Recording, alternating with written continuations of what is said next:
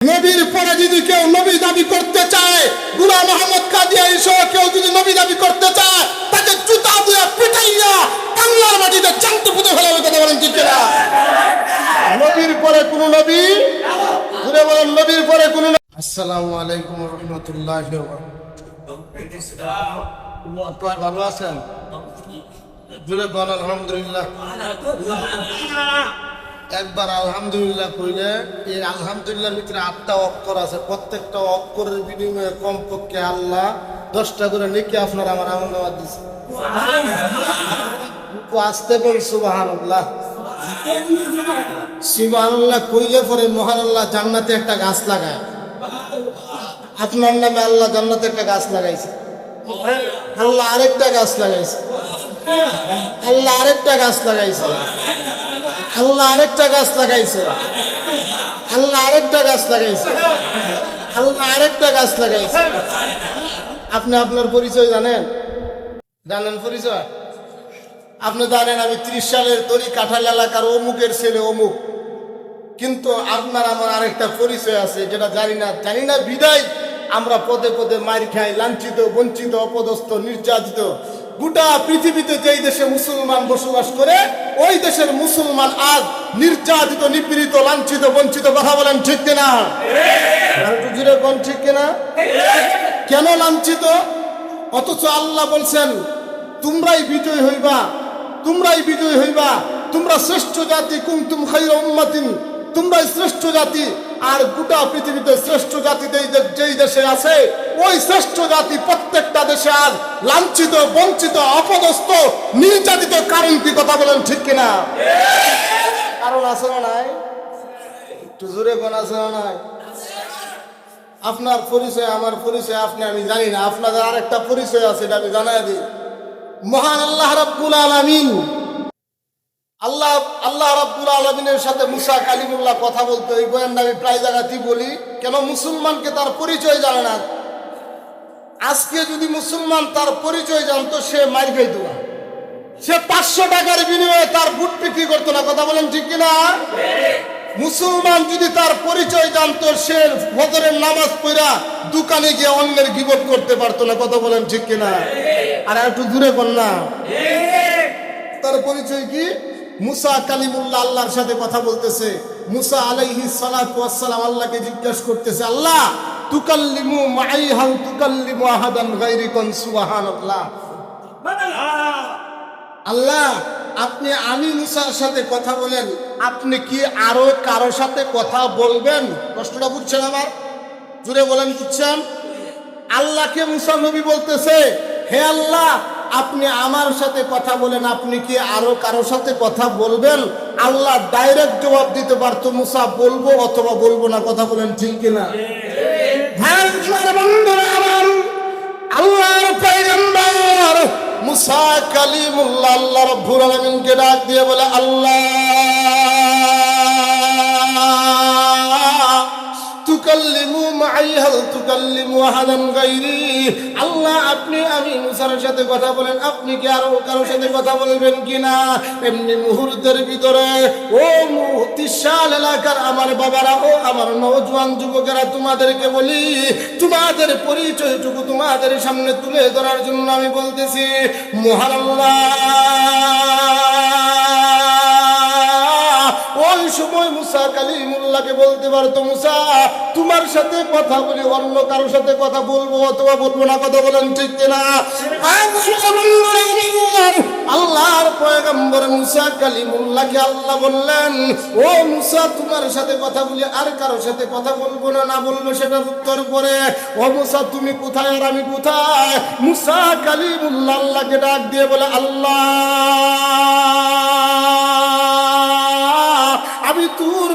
আমি তুর পাহাড়ের নিচে, আপনি তুর পাহাড়ের চূড়ায়। আল্লাহ রাব্বুল আলামিন ডাক দিয়ে বলেন, না না রে মুসা না, তুমি এতদিন মনে করতা তুমি তুর পাহাড়ের নিচে, আমি আল্লাহ তুর পাহাড়ের চূড়ায় না। মুসা বিষয়টা কিন্তু এমন না। আল্লাহ রাব্বুল আলামিনকে মুসা কালিমুল্লাহ বলে, আল্লাহ তাহলে বিষয়টা কি? বিষয়টাকে একটু খুলে বলেন না। এমন সময় আল্লাহ রাব্বুল আলামিন ডাক দিয়ে বলতেছেন, হ্যাঁ মুসা কালিমুল্লাহ তুমি কোথায় আর আমি কোথায়? বাইনি ওয়া বাইনাকা ৭০ আলফা হিজাব। হে মুসা, তুমি মনে করতা তুমি তুর পাহাড়ের নিচে, আমি আল্লাহ তুর পাহাড়ের চূড়া। না রে মুসা, না না, তোমার মাঝে আমার মাঝে ৭০,০০০ পর্দা। কন্যা সুবহানাল্লাহ। আরে জুজুরে কন্যা সুবহানাল্লাহ। হে মুসা, তোমার মাঝে আমার মাঝে ৭০,০০০ পর্দা। মুসা শুধু তাই না, কুল্লা হিজাব আল ফাসালা, একটা পর্দা থেকে আরেকটা পর্দার দূরত্ব ১,০০০ বছরের রাস্তা। কন্যা সুবহানাল্লাহ। আল্লাহ রাব্বুল আলামিনকে মুসা কালিমুল্লাহ ডাক দিয়ে বলে, ওগো আল্লাহ,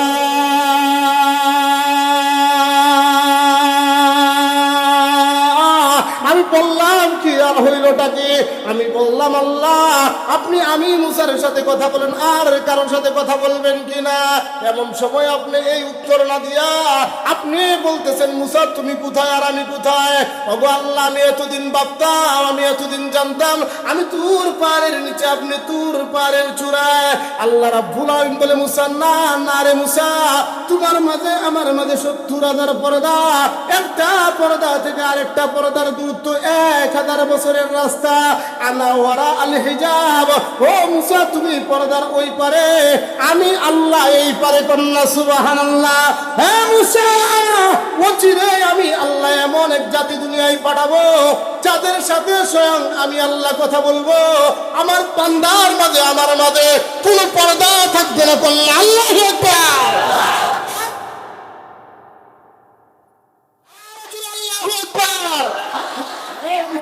আমি আল্লাহ অচিরে এমন এক উম্মত দুনিয়ায় পাঠাবো যাদের সাথে স্বয়ং আল্লাহ, আমি স্বয়ং আল্লাহ কথা বলবো।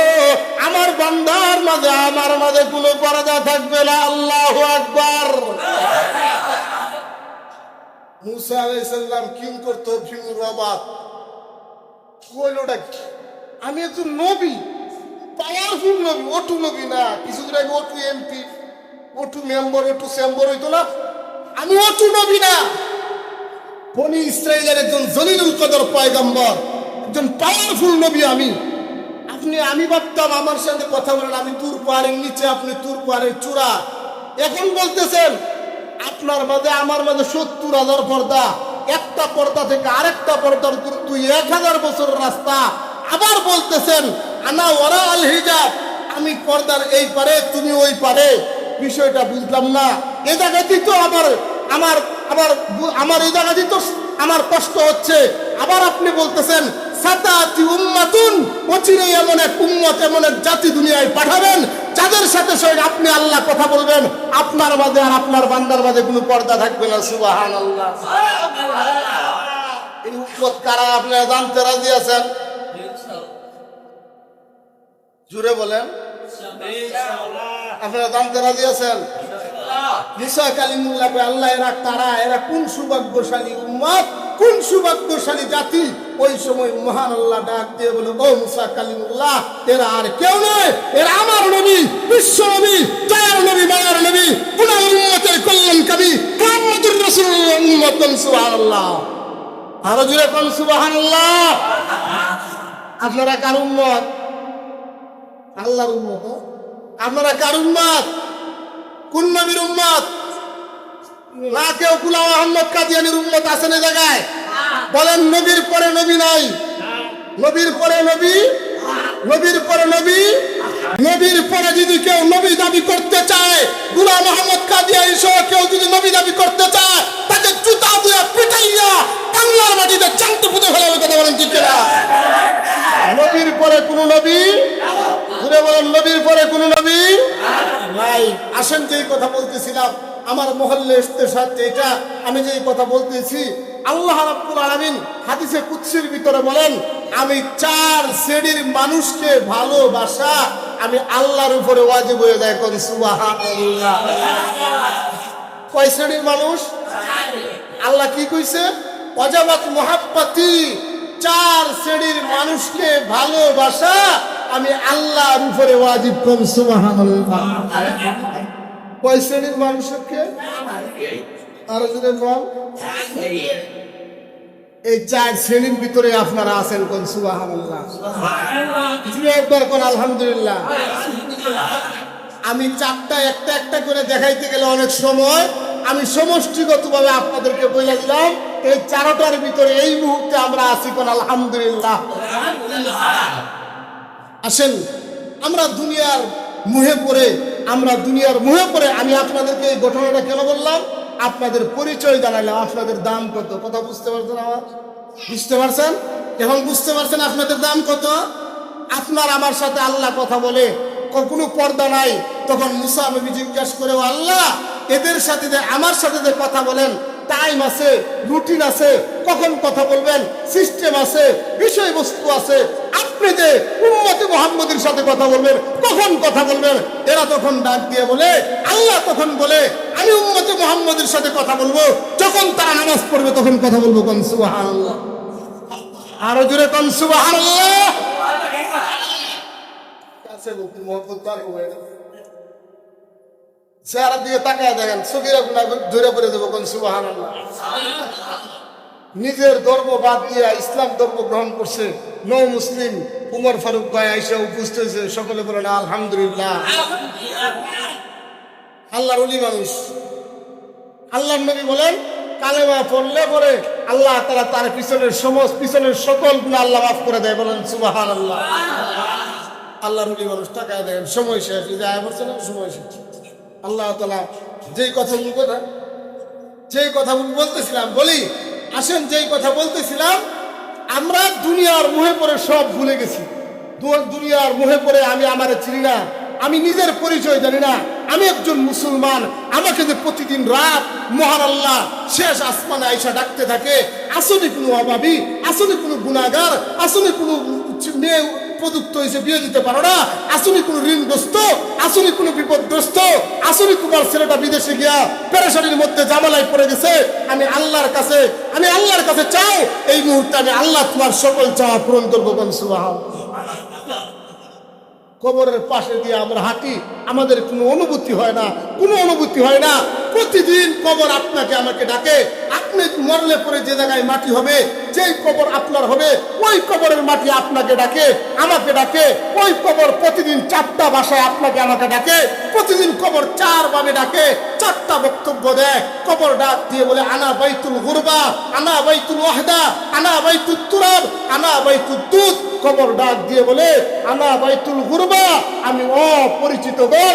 অদুস্ত, এই কবরে আসার আগে তুমি পরিচিত হয়ে আইসো, কবর সম্পর্কে তুমি অবগত হয়ে আইসো। অপরিচিত অবস্থায় কবরে আইসো না। ও ভাইরা আমার, আমরা 3 দিনের জন্য চিল্লাই দেয়, 3 দিনের জন্য বাড়ি থেকে বের হই, আমরা 40 দিনের জন্য আল্লাহর রাস্তায় যাই। যাওয়ার পরে 3 দিনের জন্য টঙ্গীর ময়দানে যাব। ওই সময় বিবি আমার তেল দেয়, সাবান দেয়, আমাকে কাপড় দেয়, লুঙ্গি দেয়, প্যান্ট দেয়, শার্ট দেয়, পাঞ্জাবি দেয়, টুপি দেয়। আমার স্বামী 3 দিন ওই জায়গায় কিভাবে থাকবে? ও নওজোয়ান যুবকেরা, ও আমার দুস্থ হাবেবরা, আপনাদেরকে পায়ে ধরে বলতেছি, এই যে অনন্তকালের জন্য যে আমরা কবরের যাত্রী হব, কবরের দিকে যে আমরা যাইতেছি, আমরা কি নিয়ে যাব, একটাবার চিন্তা করার দরকার আছে তো ইনশাআল্লাহ? আছে তো ইনশাআল্লাহ? কবর ডাক দিয়ে বলে, আনা বাইতুল গুরবা, আমি অপরিচিত ঘর, আমি অন্ধকার ঘর। আনা বাইতুল ওয়াহদা, আমি একাকিত্বের ঘর। এ জায়গায় সঙ্গী সাথী নিয়ে আসা যায় না, এ জায়গার ভিতরে বন্ধু বান্ধব নিয়ে আসা যায় না, এ জায়গায় পীর তোমার মুরিদ নিয়ে আসা যাবে না, ও বাবা তোমার সন্তান নিয়ে আসা যাবে না, ও মা তোমার মেয়ে নিয়ে আসা যাবে না, ও বিবি তোমার স্বামী নিয়ে আসা যাবে না, ও স্বামী তোমার বিবি নিয়ে আসা যাবে না, ও স্বামী তোমার বিবি নিয়ে আসতে পারবে না। ও বোন আমার, তুমি মারা গেলে তোমার স্বামী যাবে না। যেই স্বামী বাড়িতে না আসলে পরে তুমি সারা রাত ঘরে জায়গা থাকতা, সাদাক থাকতা, কখন বাচ্চার বাবা আসবে তার সাথে পয়সা খাবার খাইবা, এরপরে স্বামীকে নিয়ে ঘুমাইবা। ওই স্বামী যখন কবরে যাবে, স্বামী একা যাবে, তুমি যাবে না। এই জন্য কবর ডেকে ডেকে বলে, আনা বাইতুল ওয়াহদা, আমি একাকিত্বের ঘর। এ জায়গায় কাউকে নিয়ে আসা যায় না। কোন সুবহানাল্লাহ। হাদিস শরীফের মধ্যে আছে, কবরে লাশটা নামাইয়া, যখন মানুষ কবরে লাশটা নামাইয়া খাটকি দিয়া, চাটাই দিয়া, মাটি দিয়া যখন মানুষ যাইতে থাকে, মানুষের জুতার পাওয়ের জুতার, ওই যে জুতার স্যান্ডেলের আওয়াজ মৃত ব্যক্তি কবর থেকে শুনতে থাকে। কোন সুবহানাল্লাহ। মৃত ব্যক্তি কবর থেকে শুনতে থাকে। জুতার পাওয়ার, ওই জুতার আওয়াজ কিন্তু ডাকে, চিৎকার করতে থাকে, রুয়াদারি করতে থাকে, ও আমার সন্তান, আমি না তোমার জন্য 30 সাল বাজারে জায়গা রেখেছিলাম, আমি না তোমার জন্য বিদেশ দিয়ে মাথার গাম পায়ে ফেলে পরিশ্রম করে টাকা উপার্জন করেছিলাম, ও আমার বাবা তুমি আমাকে রেখে চলে যাইতেছো, ও আমার ভাই, ও আমার মা, ও আমার সন্তান, ও আমার ভাই, ও আমার বন্ধু বান্ধবেরা, একটু সময় দাঁড়াও, আমার কবরের পাশে দাঁড়াও। কবর থেকে ওই মৃত ব্যক্তি রুয়াজারি করতে থাকে, চিৎকার করতে থাকে, আর আপনাকে আমাকে ডাকতে থাকে, কিন্তু আপনি আমি ওই ডাক শুনতে পারি না। কথা বলেন ঠিক কিনা? 2 নম্বর কবর বলে আনা বাইতুল ওয়াদা, 2 নম্বর আমি কবর বলে আমি একাকিত্বের ঘর, 3 নম্বর কবর বলে আনা বাইতুত তুরাব, আমি মাটির ঘর। আমার ডাইনে বামে মাটি, আমার বামে মাটি, আমার সামনে মাটি, আমার পিছনে মাটি, আমার নিচে মাটি, আমার উপরেও ওই যে চাটাই মাটাই দেওয়ার পর ওই জায়গায় মাটি দেওয়া হয়েছে। এই মাটির সাথে ভালো ব্যবহার করবেন। আজকে যদি মাটির সাথে ভালো ব্যবহার করেন, ওই দিন আপনি মারা যাওয়ার পরে এই মাটি আপনার সাথে ভালো ব্যবহার করবে। কেমন ভালো ব্যবহার? এই মাটির উপরে থাইকা ও নওজোয়ান যুবক ভাইরা, তোমরা যদি বক্স বাজাও আর গান বাজাও, এই মাটির উপরে থাইকা যদি তুমি অশ্লীল কাজ করো, গুনার কাজ করো, ফয়সা কাজ করো, এই মাটির নিচে যেদিন যাইবা, ওই মাটি প্রত্যেকটার বিনিময়ে, প্রত্যেকটা পথে ওই গুনার কাজের বিনিময়ে, প্রত্যেকটার বিনিময়ে তোমার কাছে জবাব দিতে করবে, জবাব নিবে। ওই মাটি ওই দিন বলবে তুমি আমার উপরে ছিলে, তুমি যা মন চায় তা করেছো, আজকে আমি মাটির পাওয়ার তুমি দেখতে পারবে। কথা বলেন ঠিক কিনা? 4 কবর বলে আনা বাইতুদ দুধ, আমি সাপ বিচ্ছুর ঘর, আমি পোকামাকড়ের ঘর। আপনাদের কাছে 1 মিনিট আমি আপনাদের কাছে বাস্তবে একটা কথা বলতেছি। আমি এক মার এক ছেলে, আমার একটা বোন আর আমি, আমার বাবা নাই। গতকালকে রাত্রের ঘটনা, আমার বাড়িতে ঘরের ভিতরে হঠাৎ করে এক সাপ, আমার মা একটা ঘরে আর আমার বাচ্চা 2টা ঘরে, আমার বিবি 2 বাচ্চা নিয়ে তার বাবার বাড়িতে। আর তারা এই ঘরের ভিতরে যখন হঠাৎ সাপ চলে আসছে, আল্লাহর ঘরে বৈশা আল্লাহর সাক্ষী রেখে বলতেছি, আমার বাড়ি থেকে আমার কাছে ইমুতে যখন সাপের ছবিটা পাঠাইছে, আমি সারা রাত ঘুমাইতে পারি নাই। আমার 2টা বাচ্চা ঘরের ভিতরে, আমার মা ঘরের ভিতরে, আমার মা সারা রাত ঘুমাইতে পারে নাই। একটা বার আপনাদের এই কথার সাথে পয়েন্টের সাথে মিলে গেছে বিদায় আমি বলতেছি। একটা বার চিন্তা করে দেখেন, আমি মুফতি শামসুল ইসলাম মুন্সিপুরি, আমার ঘরের ভিতরে একটা সাপ ঢুকছে বিদায় আমি চিন্তায় বিভোর, আমি ঘুমাইতে পারতেছি না। আমার মা, আমার বিবি, আমার সন্তানরা, আমার বিবি 2 বাচ্চা নিয়ে তার বাবার বাড়িতে বেড়াইতে গেছে, আর আমার 2 বাচ্চা নিয়ে আমার মা ঘরের ভিতরে। আমি চিন্তায় বিভোর, আমি টেনশন করতেছি, আমি পেরেশানি হচ্ছি। আমার বাচ্চার নাকি কোনো ক্ষতি হয়, আমার মার নাকি কোনো ক্ষতি হয়, আমি বারবার টেনশন করতেছি। আর বাড়িতে প্রচুর বৃষ্টি চলতেছে, আমি ডাইনে বামে চতুর্দিকে আমি ফোন দিতেছি, কেউ ফোন ধরে না। অবস্থা এই মুহূর্তে যদি তোমার বাবার কবরে, আমার বাবার কবরে সাপ ঢুকে যায়, ওই সময় বাবা ফোন দিয়ে বলতে পারবে না সন্তান আমার কবরে সাপ ঢুকে গেছে, মা ফোন দিয়ে বলতে পারবে না সন্তান আমার কবরে সাপ ঢুকে গেছে, আমি ফোন দিয়ে বলতে পারবো না আমার মা তুমি চিন্তা করো না, আমি পাশের বাড়ির মানুষকে ফোন দিয়ে বলতেছি তোমার কবরে সাপ ঢুকছে, তারা গিয়ে সাপ থেকে তোমাকে রক্ষা করবে। ও ভাইরা আমার, ও নওজোয়ান যুবকেরা, ও বাবারা, আপনাদের পায়ের নিচে হাত থেকে বলে যায়, এই কবরের সাপ বিচ্ছু থেকে বাঁচার আগে এইরকম হক্কানি উলামায়ে কেরামদেরকে হাতে হাত রাখা। আমি যদি এখন তার কথা বলি, আপনারা বলবেন তার বোন জামাই, তারটা তো সে ভালোই বলবে না। সে এখানে আসার আগে আপনাদের মসজিদ মাদ্রাসার কি পরিবেশ ছিল, এখন কি পরিবেশ হচ্ছে। যে উলামায়ে কেরামগুলো আজকে এখানে আসছে, এই উলামায়ে কেরামগুলোকে একসাথে দলা করতে হলে আল্লাহর জাতের কসম 1 বছর সময় লাগে, 1 বছর সময় লাগে। আমারে যদি আজকে জিহাদি ছাড়া বাংলাদেশের আর কেউ কইতো, আমার বড়রাও যদি কইতো, মুরব্বী ছাড়া আমি আসতাম না। আমার মোটর সাইকেল নষ্ট, আমি অসুস্থ, আমার পা গুলো রশি দিয়ে ফেসাইছি, পা চাবাইতেছে, তার কথা হইলে আপনার আইটি। আল্লাহ তাআলা তার হায়াতে, এলেমে, আমলে, রিজিকে বরকত দান করে বলেন আমিন। গত কিছুদিন আগে বড় ধরনের একটা অ্যাক্সিডেন্ট হয়েছে। আল্লাহ আমাদের জিনিস আর চলে গেলে তো আমরা বুঝতাম কি হারাইছি। আপনাদের কাছে আমানত, এ জায়গায় আমার বাবা নাই, এ জায়গায় আমার চাচা নাই, এ জায়গায় আমার চাচি নাই, আমার শ্বশুর শাশুড়ি কেউ নাই, এ জায়গায় সে আপনাদের কাছে থাকে, আপনাদের কাছে তারা হাওলা করে রেখে গেলাম। আল্লাহর হাওলা, আল্লাহ দেখবে। আপনারা তার ডাইনে বামে সামনে পিছনে ভুল ত্রুটি হইলে, যদি বাবার সন্তানের মতো হয় আপনি বুঝাইয়া দিবেন, ভাইয়ের মতো হইলে বুঝাইয়া দিবেন, সুন্দর করে বুঝাইয়া তারা আপনাদের কাছে আদর করে মহব্বত করে আগলে রাখবেন। একজন আলেমকে যদি মহব্বত করেন, ওই আলেম আপনারা না নিয়া হাসরের মাঠে জান্নাতে যাবে না। কোন সুবহানাল্লাহ। এটি কইলে তো সময় লাগবো। একজন আলেম রে আমি নুরুদ্দিন গৌরপুরী সিলেটের পিসাব হুজুরের নাম শুনছেন আপনারা, বালিয়ার পিসাব হুজুরের পিসাব, উনি বলেছিলেন একজন হাফেজে কোরআন 10 জন মানুষের সুপারিশ করে জান্নাত নিব। বলুন সুবহানাল্লাহ। হুজুর কেমনে বলছিল দেখেন, এমনি বলছিল একজন আব্বা, একজন আম্মা, একজন দাদা, একজন দাদি, একজন নানা, একজন নানি, একজন শ্বশুর, একজন শাশুড়ি, একজন বেদিক মাস্টার, একজন বেদিক মাস্টার নি। বলুন সুবহানাল্লাহ। একজন আলেম 70 জন জাহান্নামীর সুপারিশ করে জান্নাতে নিব। 1 মিনিট আমি বলে শেষ করতেছি। 70টা টিকেট আল্লাহ আলেমকে দিব। আলেম হাসরের মাঠে গিয়া তার মা বাবা আত্মীয় স্বজন নিয়ে যখন চলে যাইতেছে, পিছন দিক থেকে ডাক দিব, ও ইমাম সাহেব হুজুর। জিহাদি পিছনের দিকে তাকায় দেখবো, দড়ি কাঠার এলাকায় যে থাকতাম, আমারও তো তরকারি একটা ঘরে ভালো রান্না হইলে গাছের পাকা ফলটা আমারে খাওয়াইতো। এই মুসল্লি দিয়ে আজকে বিপদে পড়ছে, বলে চলেন আপনি আমার সাথে। তার আর মাথার মেমোরির ভিতরে নাই, 70-এর পরে তার পাওয়ার নাই। এটা আল্লাহ সরাই দিব মাথা থেকে। বন্যা সুবহানাল্লাহ। অনেক লম্বা কথা, 2 ঘন্টার হাদিসের বয়ান। আল্লাহর দরবার পর্যন্ত যাইতে যাইতে যাইতে যাইতে এই জিহাদি যদি জান্নাতি হয়, আল্লাহ তুমি কবুল করো, বলেন আমিন। একজন আলেম যে জান্নাতি হবে, তার কাফেলার ভিতরে 70-এর জায়গায় 700। জুড়ে কম। আল্লাহ বলবে, আলেম তোমার টিকিট কটা দিছি? 70টা। মানুষ কতগুলো আনছো? পিছনের দিকে তাকায় দে, বিশাল বড় এক মিছিল।